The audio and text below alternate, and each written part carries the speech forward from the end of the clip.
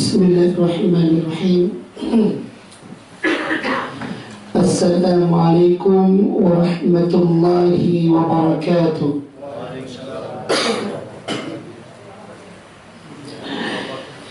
Innal hamdalillah nahmaduhu wa nasta'inuhu wa nastaghfiruh wa na'udzu billahi min shururi anfusina wa min sayyiati a'malina. من يهده الله فلا مضل له ومن يضلل فلا هادي له. أشهد أن لا إله إلا الله وحده لا شريك له وأشهد أن محمدا عبده ورسوله. اللهم صل وسلم وبارك على نبينا محمد وعلى آله وصحبه ومن تبعهم بإحسان إلى يوم الدين. أما بعد. Bapak dan Ibu yang dimuliakan Allah Subhanahu wa Ta'ala, alhamdulillah, puji syukur kita panjatkan kepada Allah di bulan yang mulia ini kita masih tetap bisa meluangkan waktu untuk talabul ilmi. Di bulan yang berkah ini, selain kita berpuasa menegakkan salat, kita masih bisa untuk tafaqquh fiddin. Semoga Allah Subhanahu wa Ta'ala berkahi amalan kita semuanya. Sebelumnya saya minta kepada jamaah yang di luar untuk mengisi tempat yang di dalam, karena masih banyak tempat di dalam ini. Ya.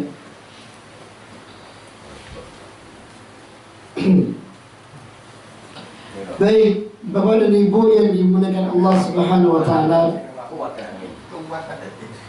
saya ingin mengangkat sebuah tema sebagai sebuah jawaban. Tema yang berkenaan dengan keimanan dan keamanan. Temanya adalah keimanan sumber keamanan. Itu temanya. Kenapa tema ini kita angkat? Karena makna iman sekarang ini atau konsep iman sekarang ini telah mendapatkan berbagai macam serangan untuk supaya orang-orang menjauhi yang namanya iman. Orang yang menjalankan imannya dikatakan radikal. Orang yang menjalankan imannya dikatakan ekstrim. Bahkan yang paling kejam apa? Orang menjalankan tuntunan iman dikatakan teroris. Kepala batu. Itu di antaranya. Yang jelas, ini ada sebuah agenda untuk menjauhkan umat Islam dari konsep Islamnya. Padahal Allah mengatakan udkhulu fis-silmi kafah. Masuklah kalian ke dalam Islam secara keseluruhan. Tetapi konsep ini diperangi oleh orang-orang yang membenci Islam, baik dari kalangan orang-orang kafir maupun dari kalangan orang-orang muslim, yang mereka karena kejahilan, karena ketidakpahaman, akhirnya mengamini apa yang diserukan oleh orang-orang kafir. Skenario dibuat sedemikian rupa supaya rencana benar-benar nyata keberhasilannya. Ya. Dan kita lihat ada di antara kaum muslimin yang mereka hobi dengan Islam, cukup KTP. Bahkan urusan iman itu pribadi antara seorang dengan Allah, tidak usah terus agama. Di sisi yang lain, konsep keimanan berusaha untuk dipadukan dengan konsep iman yang lainnya. Iman itu tidak boleh eksklusif, harus inklusif. Dan kalau harus inklusif, apa artinya la ilaha illallah? La ilaha illallah eksklusif. Tidak ada yang berada disembah dengan benar kecuali Allah, yang lainnya enggak. Ini eksklusif. Ya. Tapi konsep ini berusaha diperangi supaya orang itu juga mengakui Tuhan selain Allah. Sehingga munculnya konsep doa bersama, ya, agamamu agamaku. Padahal Rasulullah mengatakan lakum dinukum waliyadin. Nah, di sini kita perlu memahami apakah iman sumber keonaran atau justru sebaliknya. Iman itu sumber keamanan bahkan kemakmuran. Kita lihat ayatnya. Di dalam surah Al-Baqarah, Allah Subhanahu wa ta'ala menyebutkan sebuah firman-Nya, wa idh qala Ibrahim rabbi ij'al hadha baladan amina. Dan ingatlah ketika Ibrahim mengatakan kepada Allah, Rabbi ij'al hadha baladan amina. Ya Allah, jadikanlah negeri ini negeri yang aman. Silakan ditengok dalam surah Al-Baqarah ayat 126. Ya Allah, jadikan negeri ini negeri yang aman. Warzuq ahlahu minas thamarat. Dan berikanlah kepada penduduknya rezeki. Berikanlah kepada penduduknya rezeki berupa buah-buahan. Siapa yang berrezeki? Man amana minhum billah. Itu orang-orang yang beriman kepadamu wal yawmil akhir, dan beriman kepada akhir. Qala, kata Allah, wa man kafara fa umatti'uhu qalilan. Baiklah, namun siapa yang kufur tidak mau beriman, aku akan berikan nikmat kepada mereka, kenikmatan yang sedikit. Thumma attarruhu ila azabin nar. Kemudian kami lemparkan mereka ke dalam neraka. Wa bi'sal masir. Dan justru neraka itu adalah tempat kembali yang paling buruk. Coba kita renungkan ayat. Doa Nabiullah Ibrahim, Rabbi ja'al hadha baladan amin. Siapa yang masuk dengan baladan amin ini? Kota apa? Kota Mekah. Ketika Nabiullah Ibrahim telah membangun Ka'bah, dia mengatakan, ya Allah, jadikan negeri ini negeri yang aman. Subhanallah. Dan benar-benar aman hingga sampai saat ini. Yang kedua, warzuq ahlahu minas thamarat. Berikan rezeki kepada penduduknya berupa berbagai macam buah-buahan. Kalau kita tengok apa yang ada di sana, buah-buahan nomor 1 di dunia ada semua di situ. Negerinya tandus, tanahnya batu cadas, agak jauh sedikit gurun pasir. Nah, kalau dibuat matematika atau mungkin ilmu fisika atau ilmu alam, sulit untuk dicerna. Masa tempat yang nggak ada pepohonannya, ya bisa semakmur seperti itu, bisa aman seperti itu, sumber airnya nggak habis-habis. Itu kalau dikalkulasi berapa juta kubik, ya, air yang dibutuhkan tiap hari. Nah, hanya untuk mandi, juga untuk minum juga. Nah, hanya untuk mereka dibawa pulang ke daerah masing-masing. Setiap kafilah haji dan umrah membawa berapa? 5 liter air Zam-Zam. Juga ketek. Ya, doa ini. Ternyata doa ini memiliki syarat. Keberkahan itu memiliki syarat. Yang dikatakan oleh Nabiullah Ibrahim, warzuq ahlahu minas thamarat man amana minhum billah. Yaitu mereka yang beriman kepadamu, ya Allah, berikan rezeki kepada mereka.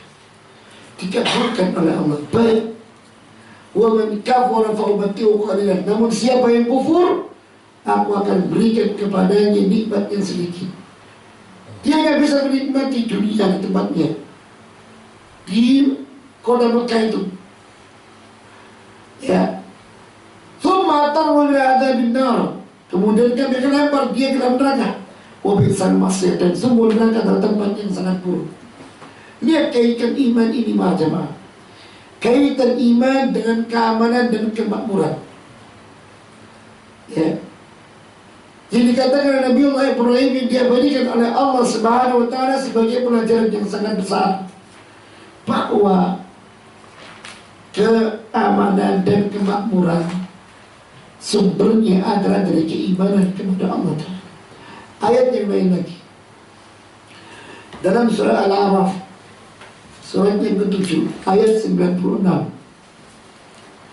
Allah Subhanahu wa taala berfirman, "Walau anna ahlal qura amanu wattaqau." Dan kalau seandainya penduduk negeri itu beriman dan bertakwa kepada kami, kata Allah, la fatahna alaihim barakatin minas sama, maka kami akan turunkan kepada mereka keberkahan, karunia rezeki yang turun dari langit, wal ard, tentu dari bumi. Lihat nikmat dari Allah. Kalau seandainya penduduk negeri itu beriman, bertakwa kepada kami, kami curahkan negeri itu keberkahan dari langit dan dari bumi. Entah caranya bagaimana, Allah yang mengatur. Karena dalam surat Tolak Allah mengatakan ayat 3 dan 4, وَمَنْ يَتَّقِ اللَّهَ يَجْعَلْ لَهُ مَخْرَجًا وَيَرْزُقْهُ مِنْ حَيْثُ لَا يَحْتَسِبُ. Siapa yang dia bertakwa kepada Allah, kata Allah, kami akan berikan jalan keluar kepadanya dari setiap masalah yang dihadapinya. Bahkan kami akan berikan rezeki kepadanya dari jalan yang tak pernah dia sangka-sangka. Subhanallah. Ini janji Allah. Membahas aman, makmur, sentosa tidak akan mungkin bisa tercapai kecuali dengan kita menjalankan iman. Apa kata selanjutnya? Walakin kadzabu. Namun mereka mendustakan ajakan kami, mendustakan seruan kami, tidak mau beriman. Ya, akhirnya apa kata Allah? La akhadnahum bima kanu yaksibun. Maka kami timpakan kepada mereka musibah lantaran apa yang telah mereka lakukan. Para jemaah yang dimuliakan Allah Subhanahu wa taala, justru iman inilah kontrol, pengendali.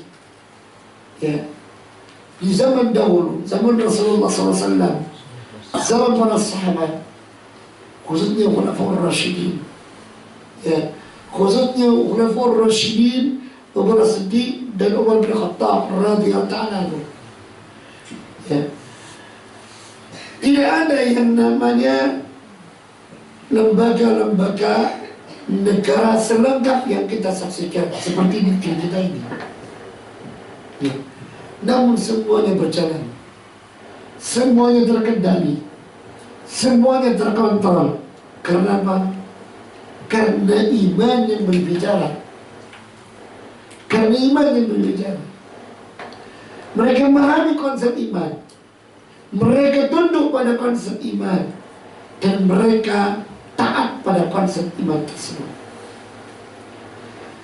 Ya, lihatlah apa yang ada di negeri sana, Jazirah Arabia, atau khususnya kata negeri Makkah. Dari sisi kesumberan dananya tidak, ya, hasil alamnya hanya berdasarkan pada minyak bumi, ya, hanya itu. Kita di sini yang katanya hijau, kembali Pano, Jenawi, atau Tentrem, Kerto, Raharjo, apa hijau, Besuki, Mowo, Peo, wah macam-macam, dengan istilah macam-macam. Ada lagi yang mengatakan tanah ini tanah surga, ataukah di tangan dari tanaman. Ya, Masya Allah. Tapi yang terjadi, kiri-kiri pandang hijau menunjukkan kesuburannya. Ketika kemudian diambil tanahnya, ternyata bukan tanah biasa, lebih dalam lagi mengandung sumber minyak. Lautannya melimpah hasilnya.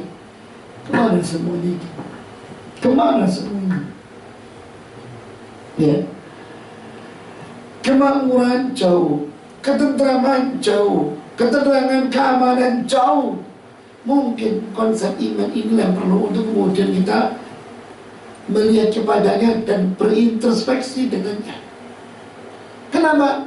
Karena kita tidak menjalankan iman yang benar kepada Allah.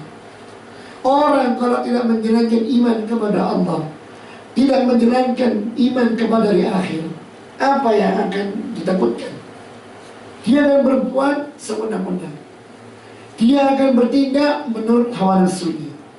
Dia nggak peduli apakah yang dilakukannya itu salah atau tidak. Yang penting dirinya senang. Dia tidak akan peduli dengan adanya hari pembalasan. Pokoknya di dunia senang. Dia akan memfitnah, dia akan menzalimi, dia akan menikam. Bahkan itu pun saudara sendiri, dia tidak akan peduli. Dia tidak peduli. Kenapa? Tidak ada kontrol pada dirinya. Tidak ada rasa takut kepada Allah, tidak ada pengakuan kepada Allah Subhanahu wa Ta'ala. Sehingga apa? Fa'aqadnahum bima kanu yaksibun. Kami timpakan mereka musibah lantaran apa yang telah mereka lakukan. Di antara mereka sendiri terjadi pertikaian. Para jemaah sekalian yang dimuliakan Allah SWT, ini di antara dua ayat yang mengatakan kepada kita, iman itu justru mendatangkan keamanan. Konsep hadis Rasulullah SAW. Dan kemudian kita lihat bagaimana konsep ini berjalan di pemerintahan, bagaimana konsep ini berjalan dalam rumah tangga, bagaimana konsep ini berjalan pada hubungan anak dan orang tua, bagaimana konsep ini berjalan pada tetangga, bagaimana konsep ini berjalan pada seluruh makhluk. Subhanallah, naif orang yang mengatakan orang yang menjalankan iman sebagai biang keonaran. Naif sekali. Dan itu tujuan kecil. Dan anehnya yang menuduh saudara kita sendiri. Ketika konsep-konsep kajian keimanan melalui sunnah Rasulullah Sallallahu Alaihi Wasallam digiatkan, dituduh ini ajaran sesat. Masya Allah, astagfirullah. Kalau kemudian kita tengok justru sebaliknya, yang menuduh itulah yang banyak menimbulkan masalah. Negeri ini goncangnya gara-gara yang menuduh. Negeri ini tidak tuntas masalahnya gara-gara menuduh. Kalau kita mau bicara, mau mengorek semua sejarah sampai ada kita sekarang ini, makanya ajakan kita adalah ayo kita kembali beriman pada Allah. Ya, kita kembali beriman kepada Allah SWT dan Rasulnya.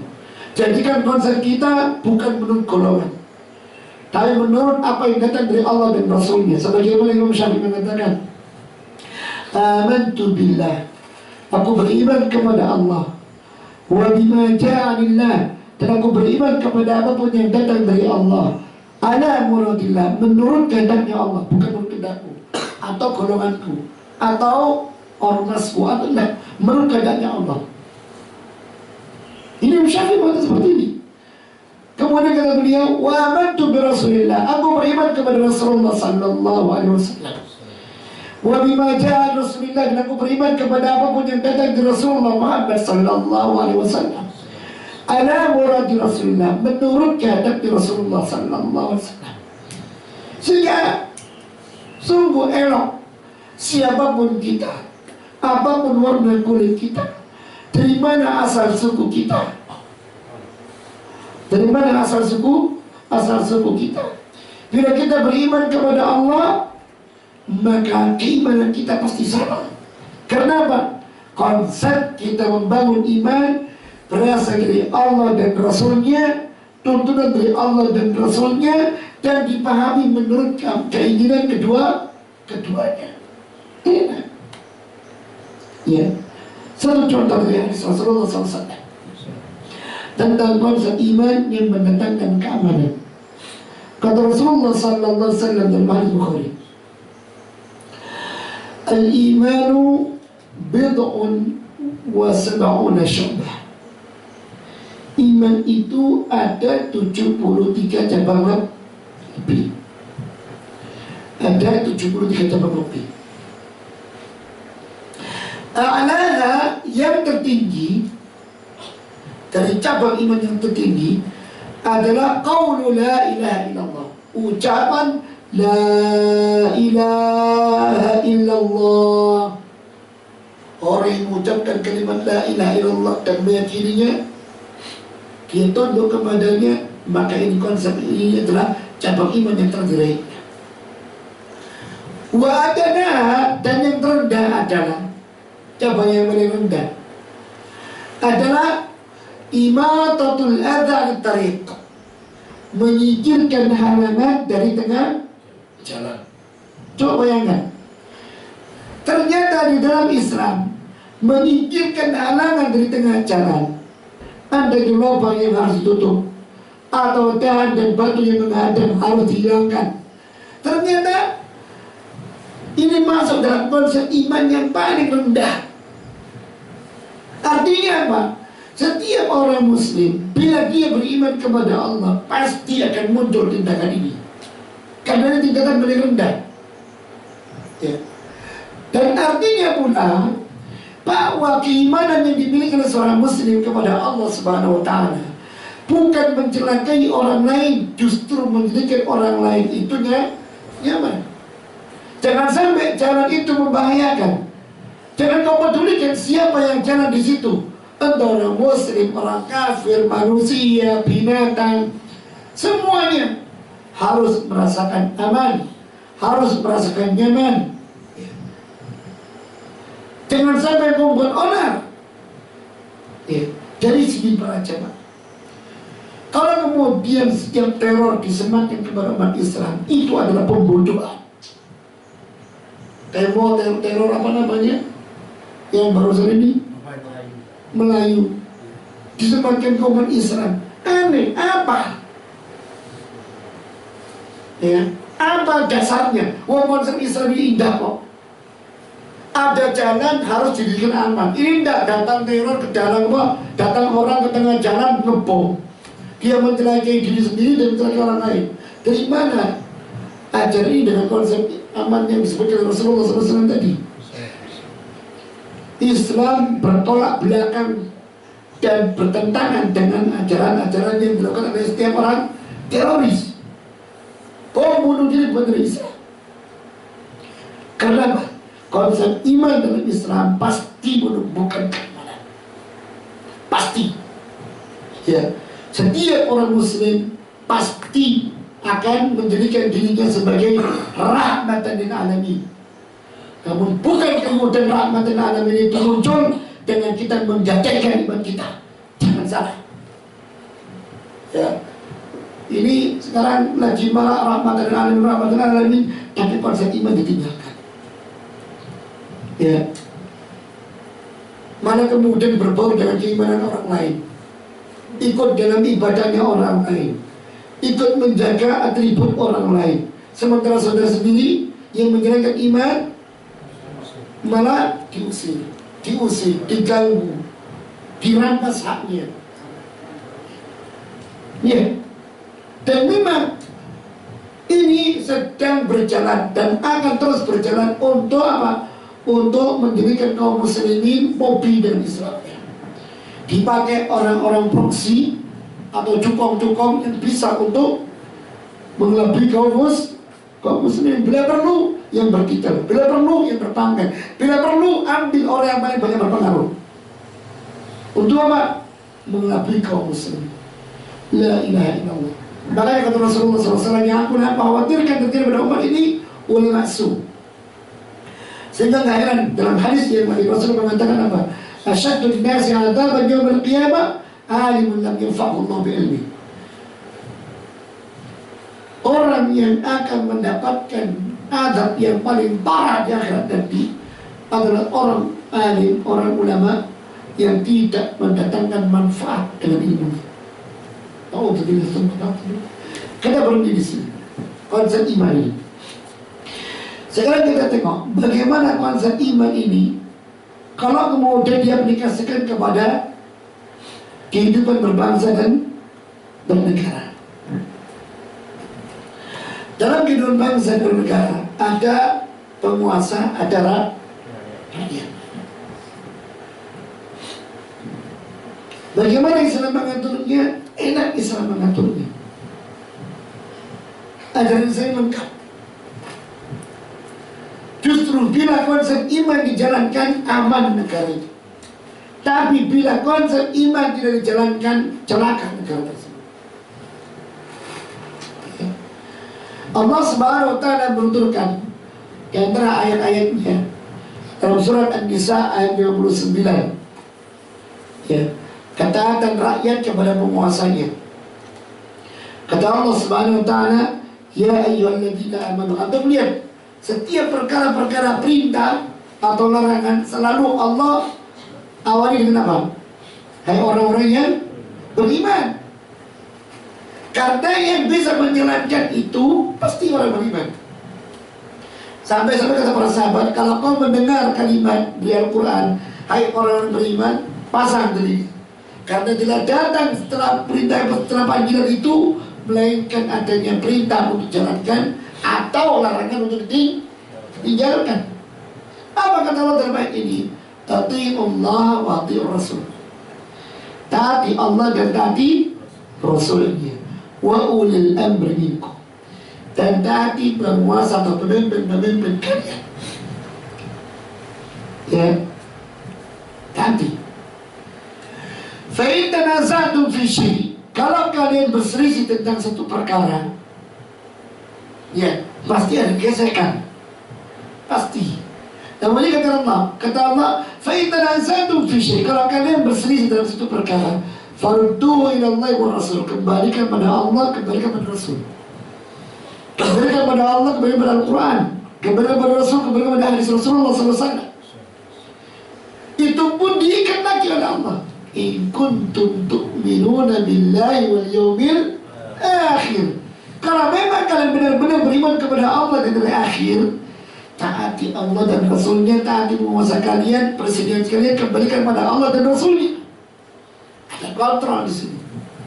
Bukan kemudian nafsu. Ya, bukan. Kemudian apa kata Allah? Dzalika khairan. Itu adalah perbuatan yang baik. Dalam perselisihan, kembalikan perkara itu kepada Allah dan Rasulnya adalah perkara yang baik. Wa ahsanu ta'wila, dan akan mendapatkan hasil yang baik. Coba, ada solusi dari Al-Quran dan Sunnah, itu solusi yang baik dan akan menghasilkan yang baik. Coba ya, bagaimana mungkin kita akan mendapatkan hasil yang baik kalau enggak kemudian memakai cara yang terbaik? Hadis Rasulullah Sallallahu Alaihi Wasallam dari Bukhari tentang masalah ini. Kata Rasulullah Sallallahu Alaihi Wasallam, ini kan gak ada makan Pak, kita sudah kenyang semua. Siapa mau teman mandi silakan, di sini ada. Saya ingin santai aja di sini. Ya. Kata Rasulullah SAW, man ata'ani faqad ata'a Allah. Siapa yang dia mentaati aku, kata Rasulullah. Kata Rasulullah, sama dengan dia mentaati Allah. Wa man asani faqad asa Allah.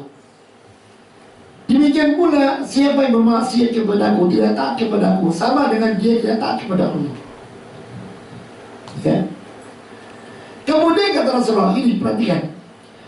Wa man yuti'il amira faqad ata'ani. Siapa yang dia terus-menerus mentaati penguasanya, sama dengan dia mentaati aku. Tadi kita akan bahas ini. Nanti pemimpinnya, nanti ada balance-nya, ada alasannya. Kata dia penjelasan ulama nanti. Kemudian kata Rasulullah lagi, wa man ya'sil amira faqad asani. Siapa yang dia tidak mentaati penguasanya, sama dengan dia tidak mentaati aku. Kalau nggak mentaati Rasulullah, berarti nggak mentaati Allah. Nggak mentaati Allah. Maka kewajiban mutlak bagi setiap rakyat mentaati penguasanya. Bukan memberontak, bukan kasak-kusuk, bukan berusaha membuat apa kegoncangan atau memperkeruh suasana, tidak. Ya, taat sampai. Saya langsung pada kondisi yang ekstrim. Kata Rasulullah Sallallahu Alaihi Wasallam, dan hadis ini muttafaqun alaih, semua Bukhari Muslim. Kata Rasulullah Sallallahu Alaihi Wasallam, isma' wa ati'. Kalian harus tetap dengar dan taat kepada penguasa kalian. Wa in duriba ta'ruf, walaupun punggung kalian dipukul. Wa in ukhidha malu, walaupun harta kalian diambil. Isma' wa ati'. Dengar dan taat. Ekstrim. Wes kita di harta diambil, kemudian kita dijemati. Konsekuensi yang berat, benar, konsekuensi yang berat. Tapi apa rahasianya? Rahasianya adalah begitulah keadaan orang yang sudah menguasai. Dia akan berbuat aniaya, tapi jangan dibuat lagi perkara yang runyam ini semakin runyam. Keamanan, ketertiban itu harga yang paling mahal. Kalau kezaliman terjadi pada 1, 2, 3, 4, maka yang mendapatkan masalah sabar. Daripada dia kemudian menjadi poros yang menjadikan semuanya semakin kacau. Apa yang terjadi? Negeri ini belum tuntas dari masalahnya sejak 9 Nabi. Antum lihat negeri-negeri yang lain semakin parah keadaannya. Apa yang terjadi pada Libya? Apa yang terjadi pada Syria? Apa yang terjadi pada Maroko? Apa yang terjadi pada Aljazair? Apa yang terjadi pada Yaman? Apa yang terjadi pada Irak? Justru mereka sekarang mengimpikan kapan muncullah Saddam Hussein. Ya, mereka memimpikan sekarang ini. Mau kemana-mana jeraman, nyawa terancam. Mau bekerja tidak bisa, mau mencari rezeki tidak bisa. Kalaupun punya, langsung diambil orang-orang yang lain. Dia bukan lagi penguasa, geng-geng yang lainnya pun juga mulai muncul. Coba, dan kata Rasulullah, isma'wat, tetap patuh, jangan berbuat yang lain-lain. Dalam hadis yang lain, kata Rasulullah Sallallahu Alaihi Wasallam, hadis ini riwayat Muslim, khiyaru a'immatikum, sebaik-baik penguasa kalian, alladzina tuhibbunahum wa yuhibbunakum, adalah penguasa atau pemimpin yang kalian cintai dan mereka mencintai kalian. Wa tal'anunahum wa yal'anunakum, wa tusalluna alaihim wa yusalluna alaikum, pemimpin yang kalian doakan dan mereka juga mendoakan kalian. Semoga Allah memberikan pemimpin seperti itu kepada kita, insyaallah. Kita menginginkan seperti itu. Kemudian kata Rasulullah, wa syiraru a'immatikum, seburuk-buruk penguasa kalian, alladzina tubghidunahum wa yubghidunakum, adalah penguasa yang kalian benci, mereka juga benci pada kalian. Tidak hanya itu, wa tal'anunahum wa yal'anunakum, kalian celah mereka, kalian caci mereka, mereka juga mencaci kalian. Ketemu enggak kalau sedang memimpin dan rakyat seperti ini? Dan saling cinta, dan saling mendoakan baik, malah saling mencaci. Ketemu enggak? Ya enggak ketemu. Terus berseteru. Mendengar pernyataan demikian dari Rasulullah, seorang sahabat nyeletuk, ya Rasulullah, wahai Rasulullah, afala nunabidhum bisayf, apa tidak sebaiknya kita diperangi penguasa seperti dengan pedang? Bisa ketemu, sudah nggak sinkron rakyat dengan penguasa. Apa yang sebaiknya kita pergi dengan pedang?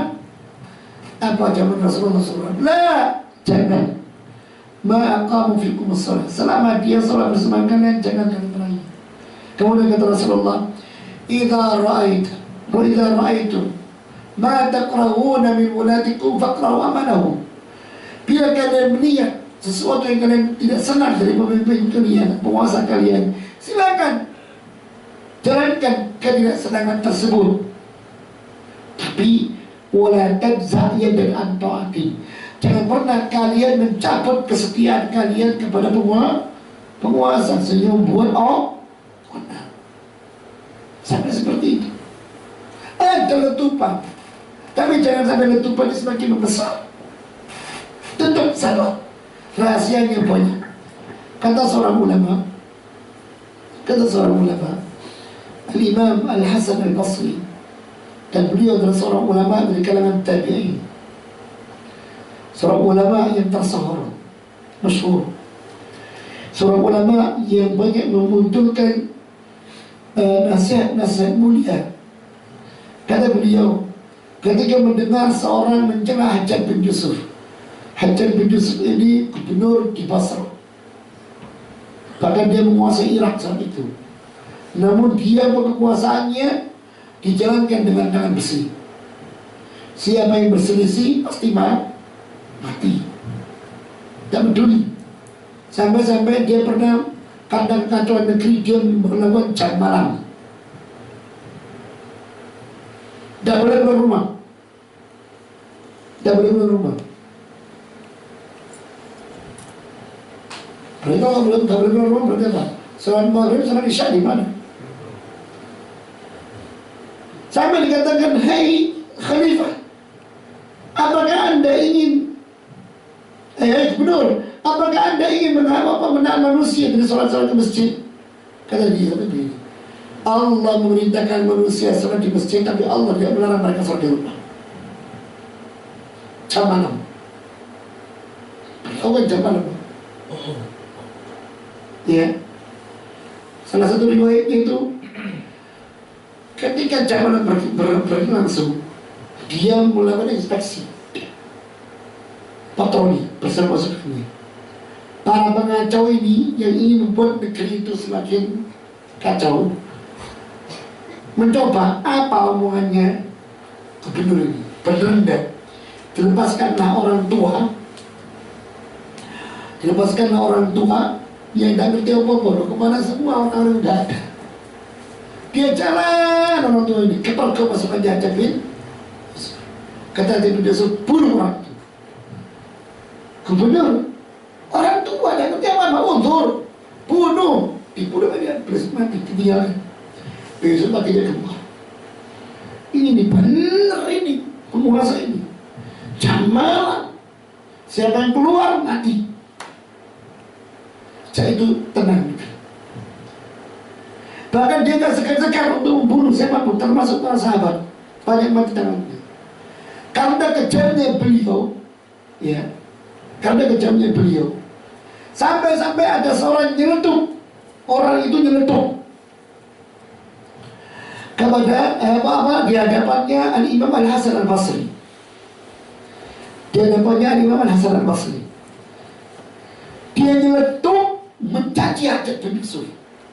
Kata Al-Imam Al-Hasan Al-Basri, sabar, afakallah, semoga Allah memaafkan anda. Ingat, pemimpin penguasa kalian itu seperti itu, sebenarnya cerminan dari kalian seperti itu. Inna minkum utitum, bagaimana dia begitu kalian sebenarnya. Subhanallah. Kita diberi oleh Allah penguasa dengan modelnya, sebenarnya adalah replika dari model kita juga. Mustahil Pak, orang ahli dosa milih pemimpin yang ahli ketaatan. Ya. Kalau masyarakatnya pedangdut, yang dipilih adalah pedangdut untuk menjadi pemimpin. Kalau masyarakatnya adalah orang yang korupsi, yang dipilih pemimpin yang bisa korupsi. Gitu. Berarti apa? berkuasa karena rakyatnya rusak. Sampai-sampai kemudian kita begini, ketahuilah kata beliau, inna niqamal muluk, inna jurul muluk nikmatun min niqamillah. Ketahuilah sungguhnya kezaliman penguasa adalah salah satu bentuk murkanya Allah kepada kalian. Allah murka sehingga Allah berikan penguasa seperti itu. Allah murka pada kalian karena kalian gak taat kepada Allah, sehingga Allah jadikan kepada kalian pemimpin seperti itu, yang akhirnya menzalimi kalian sendiri karena kalian berbuat zalim. Dan ingat kata beliau, wa inna niqam Allah, sesungguhnya bila pun kemurkaan Allah itu terjadi, kemudian kalian menghadapinya dengan pedang, kapanpun kalian menghadapinya dengan kekerasan dan pedang, kan yakta, maka dia akan jauh lebih dahsyat hantamannya. Dan terbukti kan? Terbukti. Untuk melihat Bashar Assad tidak peduli lagi sudah dengan rakyatnya, yang dibunuh rakyat, yang dibunuh anak jinak, tidak peduli. Ya, tidak peduli di sini. Kezaliman memimpin dari kita sendiri, kita mengangkatnya. Dan walaupun kita lawan dengan kekuatan, dia akan balas dengan lebih dahsyat. Sehingga kata beliau, lihat ini obatnya, obatnya kembali kepada iman. Kata beliau, wa inna niqam Allah, sungguh kemurkaan Allah itu innama tustadfa'u, obat untuk menghadapinya adalah bitaubatis shadiqah, dengan cara kita semuanya tobat, wal iqla'i dzunub, berhenti dari berbagai macam dosa yang dilakukan selama ini. Yang suka korupsi, berhenti korupsinya. Yang suka maksiat, berhenti dari maksiatnya, tobat semuanya. Wal amali salih, dan mengisi hari-hari itu dengan amal saleh kepada Allah Ta'ala. Doa. Ya. Itu sarananya. Coba antum bayangkan kolerasinya apa? Kok udah habis. Ini belum saya keluarga, belum yang ini.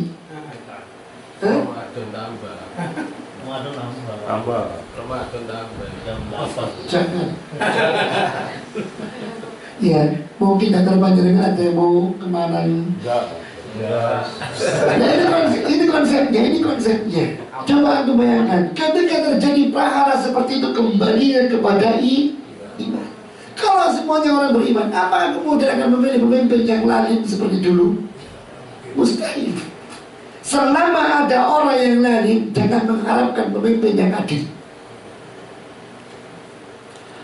Kita lihat mana kita ini antara orang yang adil ya, dengan orang yang zalim, orang yang saleh dengan orang-orang yang nggak saleh. Kalau mereka masih menguasai, kemudian kita memakai sistem suara terbaiknya, ya sudah. Makanya kembali pada masing-masing, semua ajak mereka beriman, semua yang diajak beriman. Kita ini salah, sudah jalannya salah, ingin baik, tidak mungkin. Ya. Yang bisa kita lakukan sekarang ini kembali bertobat kepada Allah Ta'ala. Kita dakwai satu-satu. Kapan hasilnya? Kapan hasilnya? Allah yang ngasih. Hasilnya dari Allah, kita hanya memproses. Ini konsep iman dalam hubungan antara rakyat dengan penguasa. Makanya kata Al-Imam Al-Barbahari, kalau seandainya kau melihat seorang itu berdoa yang baik untuk penguasanya, ketahuilah dia adalah Ahlus Sunnah. Kalau dia berdoa yang jelek untuk penguasa, ketahuilah dia adalah pengikut hawa nafsu. Kata Imam Fudail bin Iyad, kita ini dari Al-Quran dan Sunnah diperintahkan oleh Allah untuk berdoa baik untuk penguasa kita. Sampai sebenarnya mereka lagi mengatakan apa? Kalau seandainya aku mengetahui ada satu doaku yang pasti dikabulkan oleh Allah, maka aku tidak akan menggunakannya kecuali aku gunakan untuk berdoa untuk penguasa. Kita kan tidak baik. Waduh, nih dikabulkan sama Allah, minta apa? Istri cantik, harta, macam-macam. Kita hanya menyempitkan pikiran pada diri kita, keuntungan diri kita.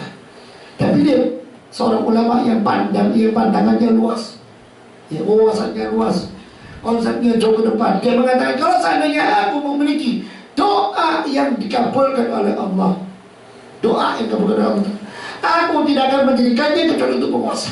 Kenapa? Karena kata doa dikabulkan, maka itu akan menjadi kebaikan bagi penguasa. Kebaikan penguasa akan menjadi kebaikan baginya dan kebaikan bagi rakyatnya. Adapun masalah dia orang yang zalim, orang yang lalim, kezaliman dan kelalimannya adalah untuk dirinya sendiri. Iman berjamaah. Kalau kita tidak punya iman, kapan kita bisa berpikiran jernih seperti ini? Yang ada adalah tuntutan. Ya, sementara kita nggak melihat dari mana akar masalah ini. Akar masalahnya adalah tidak adanya iman.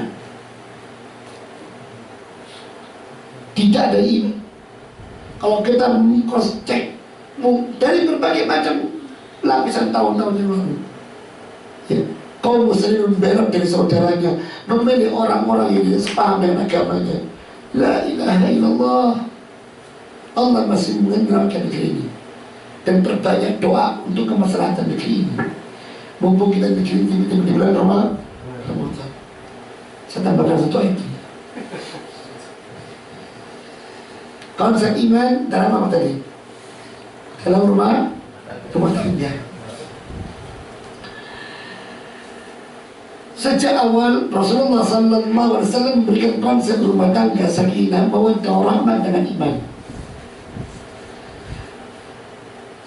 Allah mewajibkan bagi setiap para calon, bahkan orang tua calon, untuk melihat iman.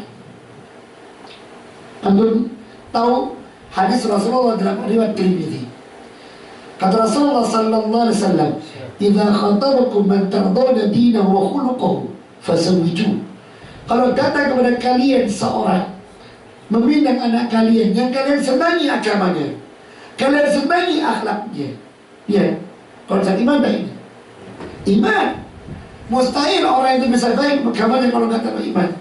Mustahil orang itu bisa baik akhlaknya kalau nggak iman. Kata Rasulullah, kalau sudah ketemu dengan orang ini, mau minta anakmu, nikahkan. Kalau anda takut fitnah, akan terjadi fitnah, fasadun arim, atau musibah yang besar. Ya, berapa banyak peristiwa perpecahan rumah tangga atau retaknya rumah tangga, atau juga kekerasan dalam rumah tangga, istri pukul, istri ini macam-macam, ya. Ternyata sang suami tidak punya konsep iman. Yang dilihat oleh orang tua saat itu ketika mereka anaknya bebek, bibit, bobot. Iman berjamaah. Bahkan pun ketika laki-laki ingin mendatangi seorang wanita, dilihat konsep imannya. Kata Rasulullah sallallahu alaihi wasallam, "Tungkau mar'atul arba'." Wanita itu dinikahi karena 4 faktor. Cantiknya, terus hartanya, terus nasabnya, agamanya. Apakah 4 disuruh pilih Rasulullah? Enggak. Karena jarang yang 4 muncul. Kata Rasulullah, "Fatfar bidadid, taribat kita." Pilihkan agamanya, tentang hawamu, tenang. Ya, tidak perlu kemudian sampai teriak suara untuk mengatur, tidak perlu sampai tangan mampir untuk mengatur. Ya, karena dia punya iman, sebagaimana dia memilih istri yang beriman. Kalau sudah iman dan iman, subhanallah, mereka akan menjalaninya karena iman. Mereka akan memahaminya, ini konsep ibadah. Sehingga ketika seorang itu menginginkan rumah tangga yang sakinah, akan mudah. Si istri ketika akan menjalankan suami, panggilan imannya. Si suami ketika akan menjalankan hanya istri karena imannya. Sampai-sampai kata Rasulullah SAW, "La yafruq mu'minun mu'minatan." Tidak seyogyanya seorang mukmin laki-laki membenci mukmin yang wanita. Suami membenci istri dalam satu perkara, dalam satu karakter. In kana minha khuluqan radiya min akhar. Kalaupun dia nggak suka dengan satu karakter yang dimiliki oleh istrinya, dia akan melihat sisi yang lainnya. Dia akan melihat sisi yang lain yang dia senang dengannya. Tambah lagi kata Rasulullah SAW, wanita diciptakan dari tulang rusuk. Kata Rasulullah, khuliqal mar'atu min dhil'in. Wanita itu diciptakan dari tulang rusuk. Sudah memang tabiatnya bengkok. Dan yang paling bengkok atau rusuk itu yang paling atas. Semakin tinggi ambisinya, obsesinya, semakin sulit diluruskan. Tanda kata Rasulullah, jangan keras-keras meluruskannya, pecah rumah tangga. Tapi jangan dibiarkan karena dia kan bengkok. Apa kata Rasulullah? Istausu bin nisa'i khair. Tetap kalian pergauli, kasih nasihat dengan cara yang baik, dengan kalimat yang baik. Subhanallah. Bisa nggak menjalankannya kalau bukan orang beriman? Rasulullah SAW di rumahnya ada tamu, ada Anas bin Malik, di rumahnya Aisyah ini. Ternyata istri yang lain melihat rumah Rasulullah SAW kedatangan tamu, istri yang lain mengirim makanan. Anas bin Malik mengantarkan makanan. Ya, ini di dalam sahabat-sahabat ini. Mendengar itu yang dilakukan Aisyah apa? Tampayan itu ditempel, jatuh semua yang ada di situ. Pecah beberapa tempat makanan. Apa Rasulullah bilang orang ngajar di sini? Di rumah buat ulah, depan tamu lagi. Kalau itu enggak. Ya, dia paham ini cemburu. Dia berusaha menenangkan diri. Kata Rasulullah, sudah biarin. Bersihkan. Ibu kalian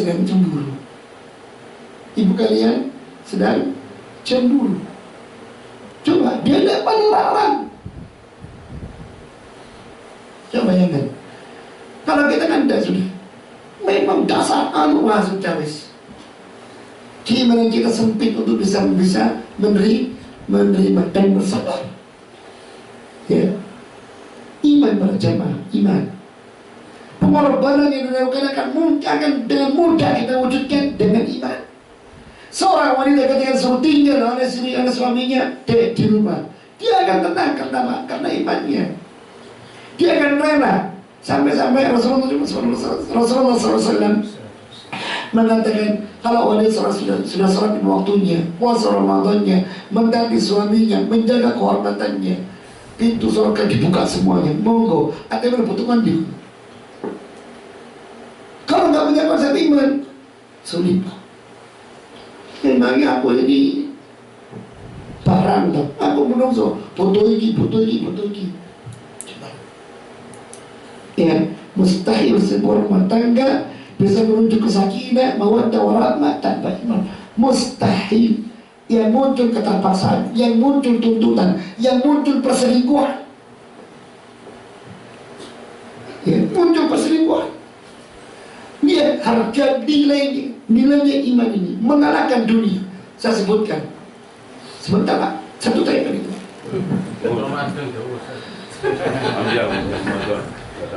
Apa kata Rasulullah? Ad-dunya mata. Dunia itu perhiasan, kesenangan.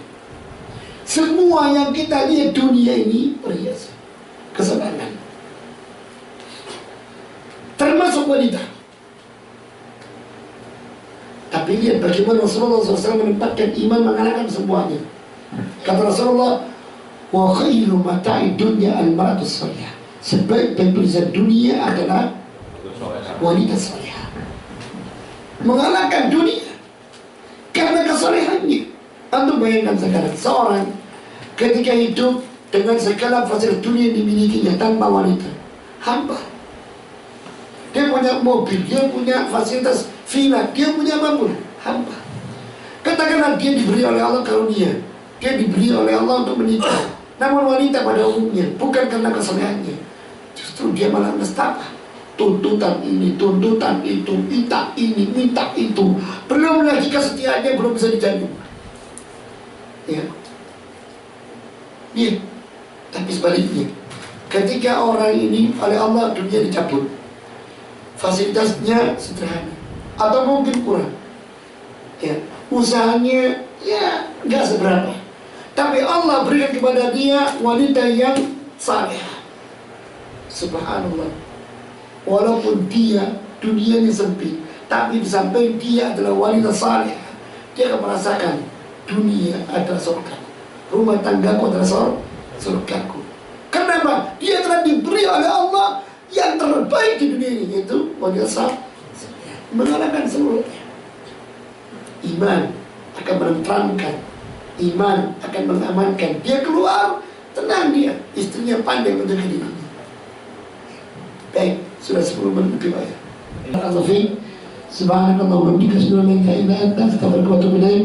Wa sallallahu alaihi Muhammadin wa ala alihi wasallam. Wassalamualaikum warahmatullahi wabarakatuh. Terima kasih.